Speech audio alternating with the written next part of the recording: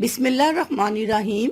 अस्सलाम वालेकुम। जानिए खीर खाने के चंद ऐसे फायदे जो यकीनन आप भी नहीं जानते होंगे। ईद हो या कोई त्योहार, शादी ब्याह की तकरीब हो या कोई दावत, हमारे यहाँ मीठे में खीर को बहुत अहमियत दी जाती है और कम ही लोग ऐसे होते हैं जिनके हाथों में लज्जत भरी खीर बनाने वाला जायका होता है। खीर दूध, चावल और चीनी से मिलकर बनती है, लेकिन इस खीर के भी बहुत फायदे हैं जो आज हम आपको अपनी वीडियो में बताएंगे। ये फायदे कौन से हैं, आपको खीर खाने से कैसे मिल सकते हैं। आजकल हार्ट अटैक के अमराज में इजाफा हो गया है। हर रोज कोई ना कोई इस मर्ज से जान से हाथ धो बैठ रहा है, जिसकी वजह यही है हमारे यहाँ डिप्रेशन के मसाइल में इजाफा हो रहा है। लिहाजा खीर हार्ट अटैक और डिप्रेशन जैसे मुहलिक अमराज को खत्म करने में मुआविन है। नंबर 1, जिगर या कैंसर हो, अल्सर का वर्म, मजेदार सी खीर इन खतरनाक अमराज में भी मदद करती है, क्योंकि इसमें दूध और चावल मुकम्मल तौर पर घुल मिल जाते हैं जो अपने अंदर एक मुनफरिद कीमियाई फार्मूला तैयार कर लेते हैं